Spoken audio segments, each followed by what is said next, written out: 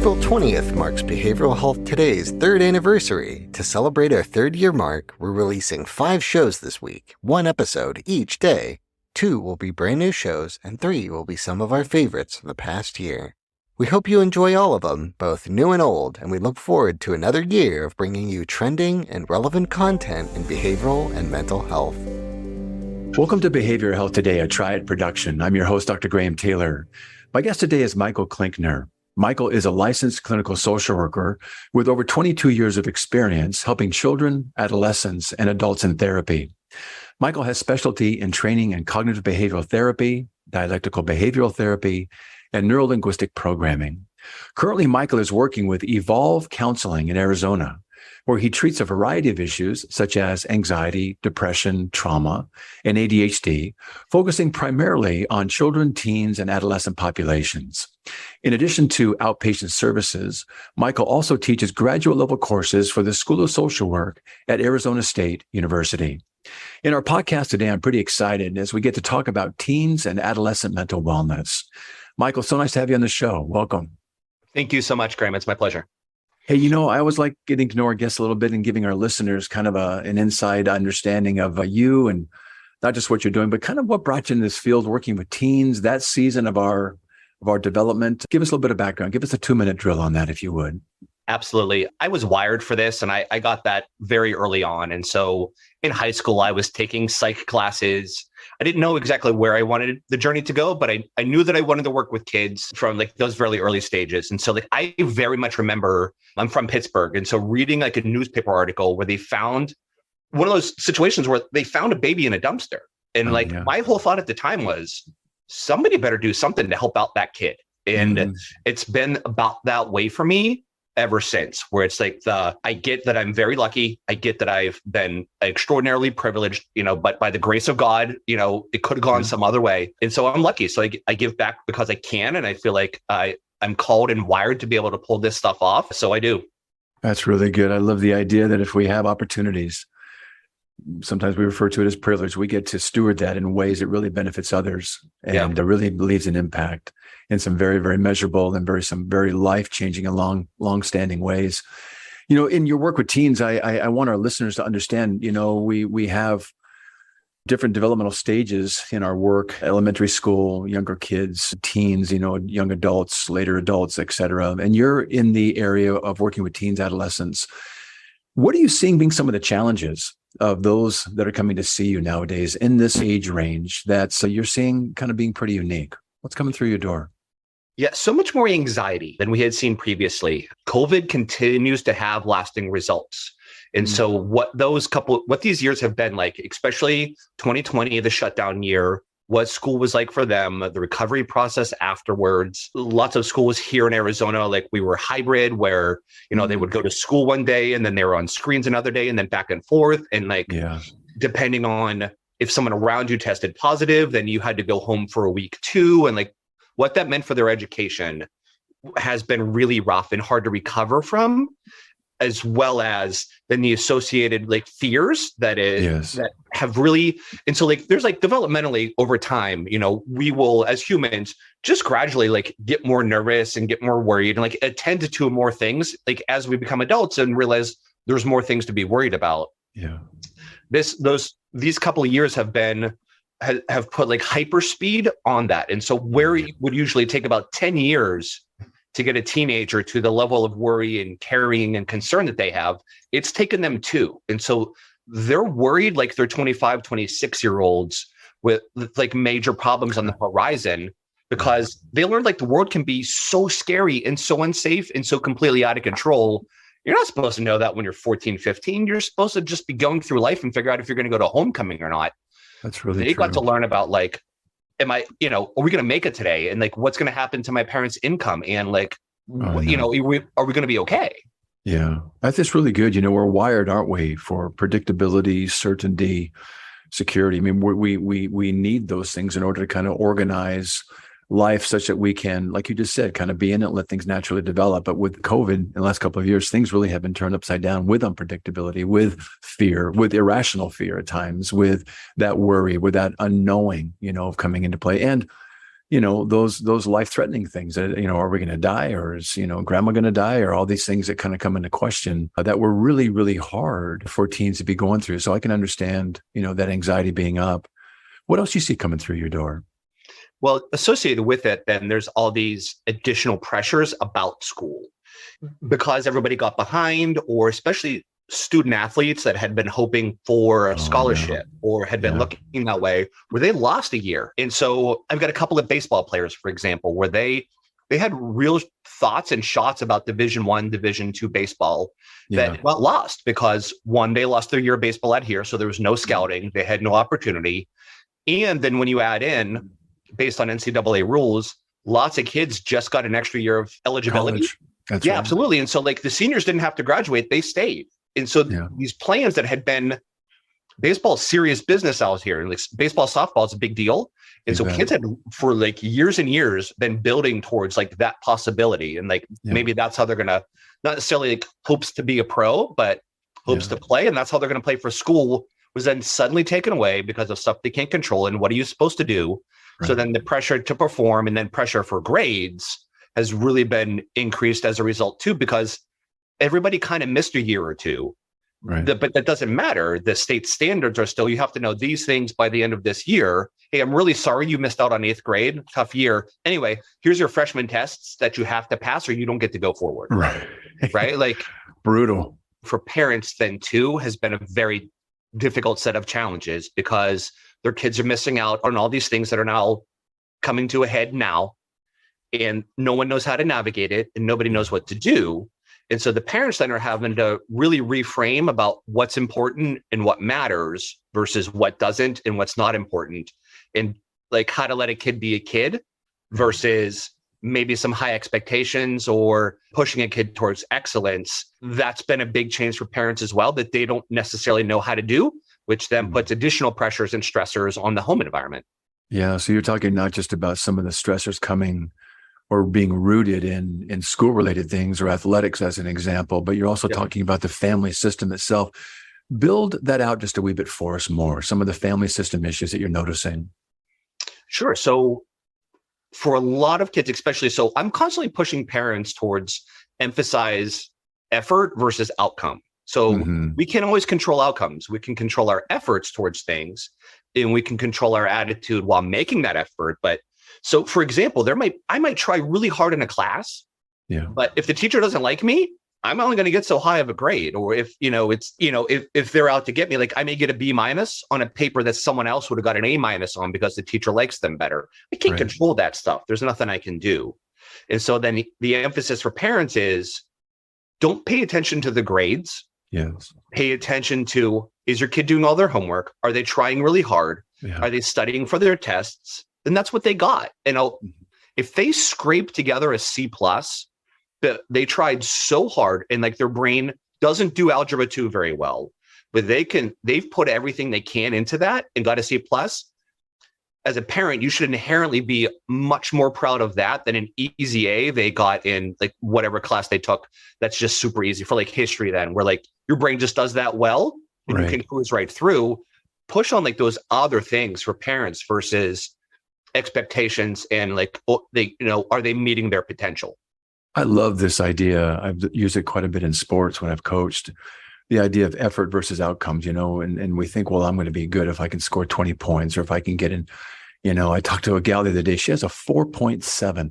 Who gets a 4.7? How do you get a 4.7? Good night. But this idea that, the outcomes, the successes, that's how we measure ourselves. But boy, those are sure apt to be dependent upon a number of other things. And you're talking here, effort versus performance. You're talking about locus of control, aren't you? And you're saying if it's externally, I'm only going to be as good as those things that I'm successful in or have a good outcome with, or how people respond to me. Well, I'll be good if those things line up versus the effort piece. And I love the idea of right sizing what success really looks like. And if we do right things repeatedly over time, we're going to develop mastery and competence, and good things will happen through the course of our lives.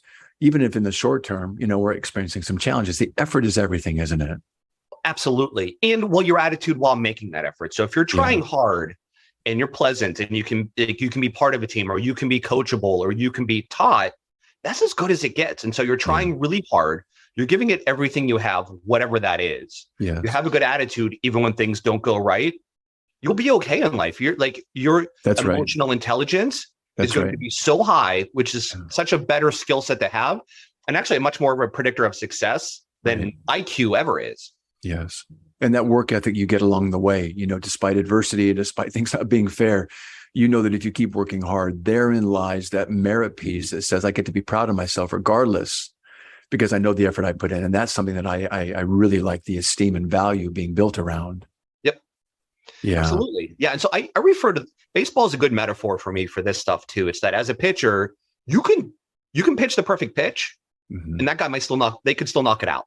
And so or softball pitcher, the same thing. Like you can put it exactly where you wanted to and have the movement you wanted to, and that ball could still be flying over your head. That's life. You can do everything right, and the wind blows, and now here you got it. That's right. Your task is just put it over the plate as best you can. Yeah, that's good. So we're talking about some of the challenges our young people are going through with school, like you just mentioned, coming out of COVID, expectations, academics, losing a year. You're talking about some of the family pressures and ways to right size thinking about success and how parents can best teach children some of the most important aspects of our life, good work ethics, measuring success in right ways, tolerating frustration, etc. Talk a little bit about the stressors coming in your door when kids are talking about peer-to-peer type things. What are they experiencing nowadays that can build in some challenges for them? Well, this part's so hard. And so I'm Gen X. And so everything from like my generation and earlier, the parenting side is really hard because we're like immigrants into what our kids are dealing with as far as social media, as far as electronics, as far as the roles that each of those play. Because I didn't grow up with any of those things. I didn't grow up with email. And so the idea that then I'm going to know how to navigate what like social media friendships, what that means, and also just real basic things of, for teenage boys, it is actually valuable and reasonable social interaction to be playing some video game and to be on Discord and to be interacting with my group of friends, because we're all in there together. We're all talking together. We're all having fun and laughing. Are we face to face? No, but those are reasonable interactions. Me as a parent, I'm like, no, you go hang out. You have to go outside and go play basketball or go pick up like a pickup game of wiffle ball or something. And ideally, can that stuff be happening? Sure. But then what socialization looks like now is very, very different than we have seen before. And it doesn't make it bad. It just makes it different. And so for kids, you'll have school friends, ones who you sit with at lunch, ones who you sit like next to in class, people that you call like acquaintance or school friends. And then they're the people that you spend time with outside of school, which may be in your neighborhood or maybe people that you're closer with. How you foster those relationships, how you deepen those relationships, how you make those meaningful can be difficult because there's so much group interactions. And also sometimes there's not a frame of reference for it. You haven't picked it up necessarily. And so having to navigate that both in person, virtual, and then also like on social media, which is an animal by itself, is a lot for kids to have to navigate and do each of those well with very little supports because everyone's making it up as we go along anyway. Really good. You're talking about then another type of socialization that, you and I'm a little bit older, but different generation, but we didn't have some of those things, obviously. And this is kind of how they do it now. Are there benefits to the socialization taking place now online? And are there some drawbacks that, we parenting these interactions have to take into consideration? The real upsides that are possible is the ability to be influenced and have contact with people who you wouldn't have otherwise. Right. And so in my small, in my neighborhood, who am I going to be able to be around is limited. When you broaden that to, it's potentially everybody who's like playing this game or everybody who's on this platform or everybody who's doing whatever at a time, I can interact with somebody, like a group of people, a race of people that I would have never had any exposure to otherwise. And so you get a lot of that. And it really honestly matters. Like when kids are saying like, I have a friend in India who and we'll make sure to do it. And then they're honestly talking with somebody who's like there in a different country doing that thing that you can both speak English and get through it. That would have never happened otherwise. Those opportunities are so meaningful. The kids end up so much more worldly as a result of a lot of those things. That's really good. And the downside? Yeah. Oh my gosh. Yeah. Yes. Lots of downside. That's the tough part. Well, help me understand maybe a couple of the top ones of that. Yeah. So there's so much bullying. There's so much awful treatment of each other because it's easy because there's no repercussions. So I can say, I can tell you to go kill yourself. And I can tell you like you deserve to die because I don't actually really know you or I don't care. And so you would never say that to somebody's face, but I'll type it to you, no problem. Yeah. Or I'll put it up on, like if you post a picture on, on your Snap and my comment is like, you look so stupid, you should die.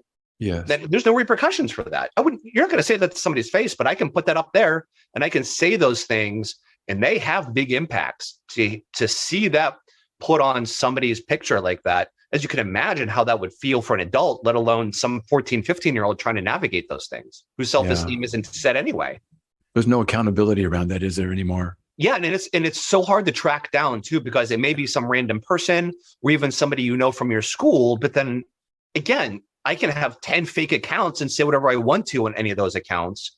Is anybody tracking back my IP address? Probably not. That's probably not a realistic thing. Yeah. It's a real challenge. We look at screen time and nothing is ever all bad. It's like food. Right. If you eat it in balance, it's a great thing. If you're using, social media in balance, it can be a really great and helpful thing. So nothing is all bad, and things in balance are usually typically best. But some of the challenging things is we know, like you're saying, depression, anxiety, suicide have gone up pretty noticeably. Yeah, absolutely. Yeah. And the idea of this is happening to our young people. I oftentimes, when I'm talking to parents, I'm saying, behind every program that they're using or game or whatever site they're on, there are 40 psychologists, behavioral analysts, making sure that they track and are able to hold and keep your child's attention from bells and whistles and bows, intermittent reinforcement like Vegas. They really hold one's attention, don't they? And it's very hard for children to navigate something that is so powerful that basically not only is psychologically, keeping them hooked through that type of reinforcement, but also there are chemical changes going off. That's also linking their further use of these games, et cetera. So it's kind of multi-level and what keeps them hooked, isn't it? Absolutely. They call it the race to the brainstem, where the people that are in charge of social media or in charge of games or in charge of any of those things, where we're going to try to find the most inherently dopamine producing, pleasing set of circumstances to keep you scrolling, to keep you on our site, to keep you playing the game as is possible. And so like for the first time, the smartest people in the world take a job where they're designed to make things to make us addicted to that thing. Really? And that's never been true before. There's never been a time where if I'm at the top of my class, what's my job going to be? Probably software development for some company who's going to create something where I'm going to try to get you addicted to it. Yeah. It's crazy. We're paying people to create addictions. Yeah, it's really well put. I haven't heard that before, race to the brainstem, but that makes so much sense to me. We talk a lot too about, like you said, there's digital candy and there's digital vegetables. And so there's no way around screens. There's so many, both of my kids, I have a high schooler and a middle schooler, and they both have Chromebooks. And there's lots of stuff that happens through the Chromebooks. And there's times where teachers will tell them to get out your phone and take a picture of what I wrote on the board. So the screens are inevitable, but that's okay because that's vegetables. Right. You're allowed to, have as much as you can of those. Is candy inherently bad? No. When you have too much, you get obese. Right. Same thing with the virtual candy or digital candy. You can have some of it. You just have to be careful about how much and what kind of doses and then what kind. We'll be right back after word from our sponsor. Most of us spend more time at work than anywhere else doing anything else. So why not spend that time in a job you love? Introducing Triad's Jobs Marketplace, the only job site dedicated specifically to behavioral and mental health professionals. Featuring more than 1,000 open jobs from dozens of behavioral and mental health employers, and searchable by location, professional field, employment type, specialization, and more. Jobs Marketplace helps you find your next career opportunity. Full-time, part-time, or gig time, make the most of your time. To access Jobs Marketplace, register for your free professional account at hellotriad.com/BHT. That's hellotriad.com/BHT, and then click to Jobs Marketplace. If you're already a member of the Triad community, visit app.hellotriad.com/jobs. That's app.hellotriad.com/jobs. Visit us today and take your next career step tomorrow.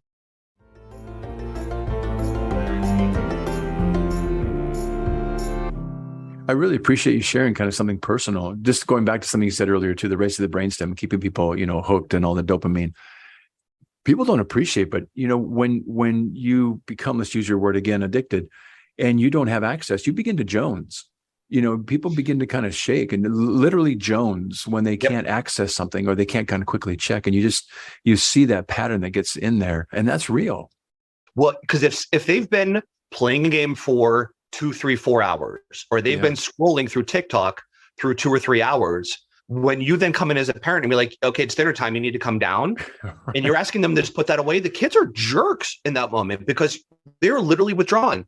They've been in this ongoing dopamine feeding system where we're like, put it down, and we expect you to be okay. No, absolutely not. You're right. You're jonesing. They're going to get twitchy. They're going to, and personality wise, it's like, how dare you take that away from me? Right. Absolutely. It's rough. And it's not the kid's fault either. No, it's not. You're getting dopamine deprived all of a sudden. It's the game was doing, or TikTok was doing just what it's supposed to do.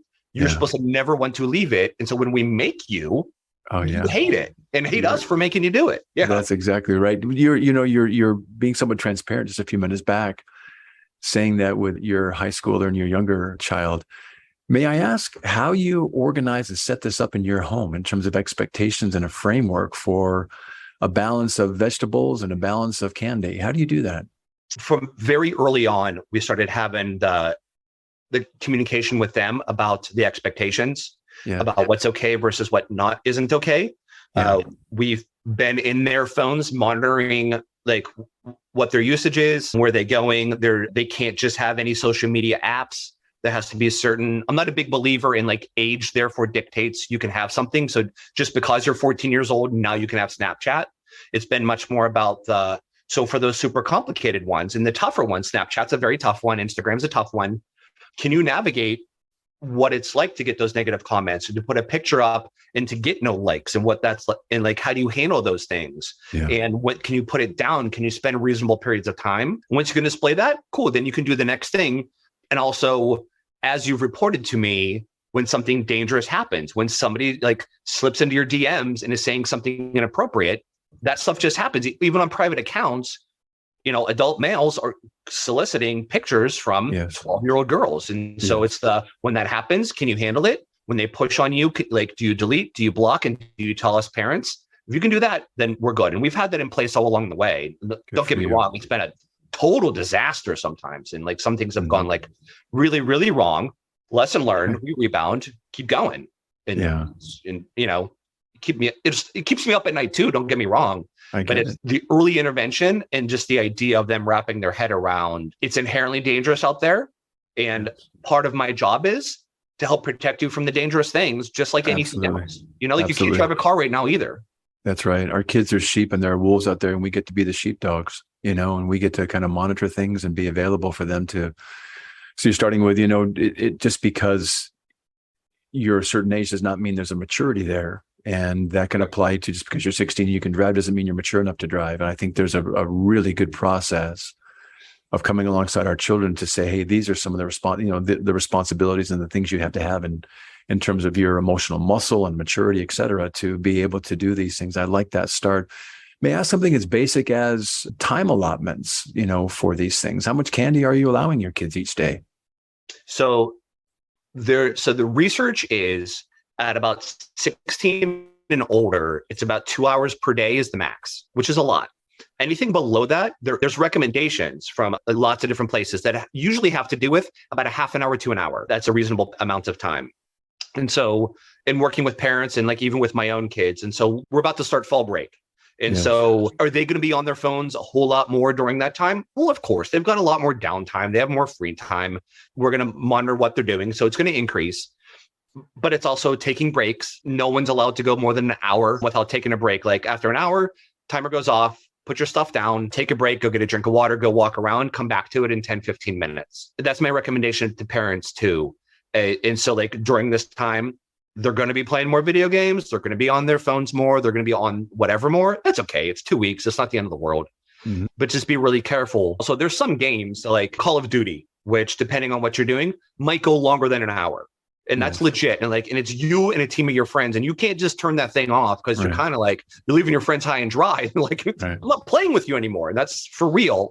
So within reason, be flexible. So then you have to come to your kids and say like, okay, Gotti, when that game is over, it's been an hour. As soon as that mission is over, you got to be done. You need to take a break. If you start another one, it's done for the day. I hope you choose wisely. And then you just monitor it. Really good. So just in general, outside of vacation times or summer or break, you're saying the research is showing 16 and older, about 2 hours a day max. Those younger than that, a half an hour to an hour a day. Depending on the kid. Depending on the kid is a pretty good prescribed thing. That's kind of just a nice reference. I appreciate that. Yeah. And it's also going to be a lot of, if they're able to handle it, then if they can handle an hour, they can handle an hour. If they don't, and after at half an hour, they are intolerable, then you got, no matter what their age, you make your decisions based on your family, what makes the most sense. That's right. I like what you said earlier too. When we're having these conversations, we get to approach them in terms of limits or in terms of maybe even some gnarly behavior, they become out those times prickly and pokey. We get to say, this is not your fault per se. It's not a blaming moment. This is a natural outcome of this kind of usage. And this is pretty standard. So if you can handle it, well, then that's your dosage that works. If you cannot, all that's telling us is that you're not bad per se, but this is the consequence for your amount of time. So we're going to lessen it and try and find out what the maximum, dosage can be for you, that there's no consequence to it. That's such a good point, because in working with parents and working with teens, nobody has a frame of reference. This is everyone's first time doing this. And so what are the right answers, let alone what are the right answers for what you're comfortable with, or like what makes sense for your kid? Any of those things, nobody has an answer. There's just not an answer. And so it's trial and error. If you're doing the best you can and with best intentions, then you're parenting fine. Listen, we're all messing up all the time as parents. Absolutely. If we're trying hard, even when we make mistakes, that's an okay thing. And when you screw it up, and then you get to talk to your kids about that was a mistake. I really did that wrong. Here's where I messed it up. You're then teaching your kids okay, I'm not perfect. It's okay to mess up. We just rebound. We apologize if we need to, and then you get going. Yeah, let's name that. You're talking about we're either winning in those moments as parents, or we're learning. It's one of those two. And what you're saying, you're kind of giving us some grace, as parents to come into those moments. Talk about the work you do in counseling and encouraging parents to both be proactive, maybe even some language you're helping them craft to talk to their teens about, hey, in this season of your life, here are some of the things that are going to be presented to you. Here are some of the inherent challenges and some of the great areas we're going to be looking forward to. How are you empowering parents that you work with? Most of the time, parents are trying really hard. They're doing the best they can. That's right. Just given the resources they have. If they had better resources, they'll do better. And so most of my parents, will come up with what their parenting style is versus if they're overly involved, or they're too distant, or they're doing great, or if they're too much of an authoritarian kind of parent. Yes. And we'll pick a few things for them to work on. But generally speaking, we're not doing a U-turn and going the other direction. We're having to make some nudges about okay, got it. Your intention is you want your kid to stop doing that behavior. Yes. You don't feel heard and understood, and you feel like they're not listening. So you raise your voice in order to feel heard and understood and make sure that they're listening.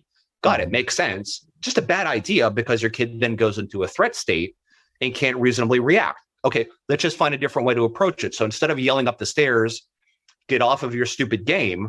Let's walk up the stairs, see where they're at. They may have headphones on and can't hear you, or they may be doing their homework, or any of those things. And so it's just a lot of those little skills and little nudges, different directions, and just helping to validate that it's all really hard.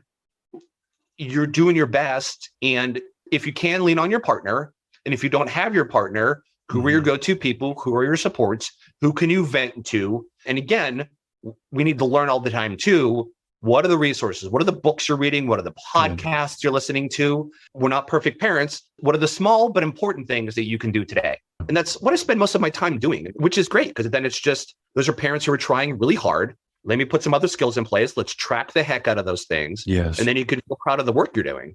It's really good. So let me say as a parent, so Michael, I'm coming to see you, and you know what? I just don't believe my teen wants to talk with me. Teens in these years don't want to talk with parents, and they don't want to be around us. They really don't. And I probably shouldn't talk about, so not just they don't want to talk with me, right? And I probably shouldn't talk about suicide. I probably shouldn't talk about, things like drugs, because if I talk about them, the kids are going to do them. There's so much logic to that thought about the idea that if I bring up this thing, it's therefore going to make my kid more likely to do it. I can't argue against that. It's just not true. In the same way, so if my happy, healthy kid, if I'm like, hey, do you know about heroin? Have you ever heard of that? They're not going to then go, oh, yes, I now want to try some of those. And by the way, what's fentanyl? Because that sounds like fun too. That's not a thing. That's never the way it goes, although there is some validity and logic to that thought. What actually happens is the exact opposite. And so if I'm not talking to my kid about suicide, and I'm not talking to my kids about drugs, and I'm not talking about vaping, and I'm not talking about pornography, they're having those conversations. It's just not with me. So then I'm leaving it up to their friends to raise them about those topics. Good luck. But Michael, are my kids really going to want to hear this from me? Yes, they absolutely will. And so in the beginning, just like whenever, with your parents, if they had the birds and the bees talk and it was really awkward, it made you twitchy, and you're like, oh my gosh, stop it. Ideally, though, there was the first conversation that was awkward, but hopefully your parents had 100 conversations with you about that as you developed and later on. And so what that conversation looked like at 8 or 9 is very different than 16 or 17. Yeah. But because we've talked about it, there's an open door. In the same way that also, and this is a good sneaky parent trick, is you don't have to talk to your kids about their own suicidal thoughts. It's around a lot lately, unfortunately. And there's a lot of kids who are kids and teens who are dying by suicide. We've had some as young as 8 that have attempted or died. And so then we get to have those conversations as it hits the newspapers or when it's on the internet about hey, what's that like for you? Or what do you think about that? Or how's it feel? Any of your friends are to say anything to you about it. So you can talk about the topic without having to talk about your kid about hey, have you ever thought about suicide? No. But you can talk about suicide, and you could, they can talk about their friends without naming them, so they're not afraid you're going to rat them out. But now you've broached that topic. It gave a safe place about there's these hard things we can talk about. They're going to feel a little uncomfortable, but it's uncomfortable for both of us. And at the end of the day, then that's an open door if they ever need it. Yeah, I really agree with you that kids need a valid source of information. They needed an honest, valid 411. They can come and get information and kind of just bang up against that to see really what's true from what they're hearing and experiencing, to have somebody they can really trust give them that information. And I love the idea that, we can oftentimes talk. This is a great parenting technique you're describing, kind of working in triangulation. Basically, you and I talking about that over there. We're almost working in displacement. And we're talking about something, but then it goes from that triangle to, A, B, and C to more A to B, over time. And I really like that technique. I think it's good. And I think it's a safer way sometimes to bring topics up in a way that we can both get our arms around and talk about it before we talk about us. So it's really good. This just came up with my 12-year-old is that there was a local kid who he died because he hung himself. Mm-hmm. And so I was talking about it because I'm close into the situation. And so it was just coming up in general conversation, and she was asking about it. And she said well, what happened to the kid? And I said, well, he hung himself. Mm-hmm. And my 12-year-old went, I don't know what that means. What is that? And I'm like, okay, got it. Let's talk through that. And so of course she doesn't know what it means to hang herself. What? It's not going to come up.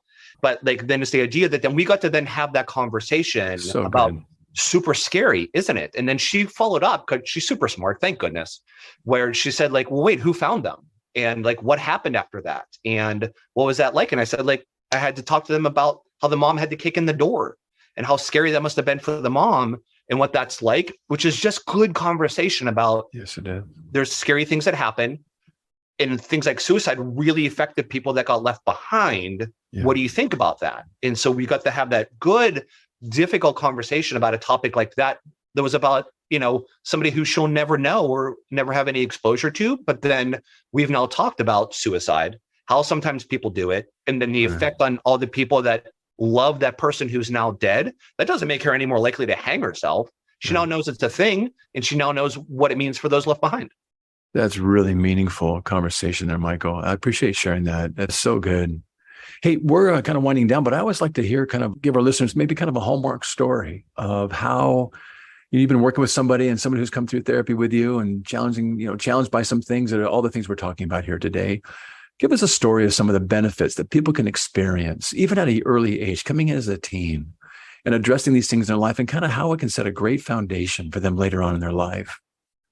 So I had a 15-year-old who, unfortunately, she was touched by one of her teachers at school. And so as a result, then she had crippling anxiety where she wasn't able to go into that school or walk past the classroom or any of those things that any trigger associated with school at all, she was dead meat. And so, Of course, she was falling behind. Of course, she was dealing with too much. And she didn't tell anybody. Nobody knew for so long.